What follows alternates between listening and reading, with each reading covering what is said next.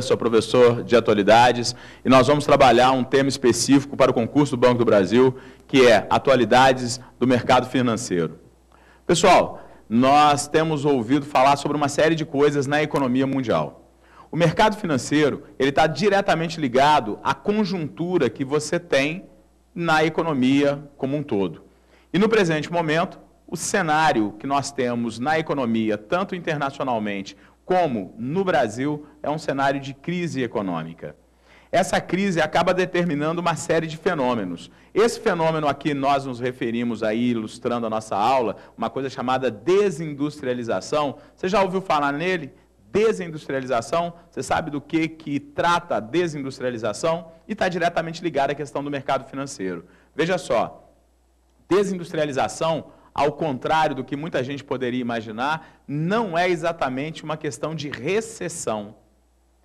A desindustrialização não está ligada à recessão. A desindustrialização é um fenômeno, na economia brasileira, é um fenômeno recente e que é um fenômeno que vai demandar, que vai pedir uma série de ações por parte do governo brasileiro e mesmo daqueles órgãos que, de alguma maneira, no caso do Ministério da Fazenda, do Banco Central, de uma série de organismos que têm a responsabilidade de cuidar da questão do mercado financeiro, da política econômica no Brasil. Então, vamos lá, vamos esclarecer de vez o que é a desindustrialização. Você que está me assistindo, veja só, você tem televisão na sua casa? Você tem geladeira? Tem máquina de lavar? Você tem telefone celular? Pois muito bem. De todos esses itens que nós citamos, eu tenho certeza que talvez você queira, num curto prazo, trocar talvez o seu telefone celular por um smartphone, uma tecnologia mais nova, um iPhone que esteja chegando no Brasil. Mas você quer trocar a sua geladeira? Você quer trocar a sua máquina de lavar? Se nós fizermos essa pergunta para 100 pessoas de uma determinada classe social, você pode ter certeza que a maioria delas não tem a intenção de trocar, por exemplo, a sua geladeira no curto ou no curtíssimo prazo. Ora, isso é uma situação, um comportamento que gera o fenômeno da desindustrialização. Quantos por cento das pessoas no Brasil já devem ter geladeira? Está vendo? Então, gente, o que é a desindustrialização? É uma queda na produção industrial em função de que a maioria das pessoas já tem a sua demanda atendida. Elas não precisam comprar geladeiras. E é exatamente por isso que você precisa, ou a indústria precisaria, que, de alguma maneira, fosse criado um comportamento, talvez o consumismo, que fizesse com que eu trocasse de geladeira. Não porque eu precise, mas porque, de repente, eu quero trocar de geladeira porque a cor agora da moda é azul, ou vermelha, ou laranja, ou inox, sei lá.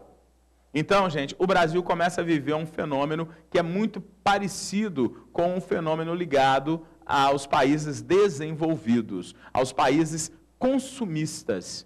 Não é? Por quê? Porque a nossa indústria já estaria, em alguns setores, chegando no teto da sua capacidade de produzir, em função de que essa demanda já estaria atendida. Então, nós tivemos toda essa preocupação com a questão da economia no Brasil, ligada diretamente à produção e à indústria.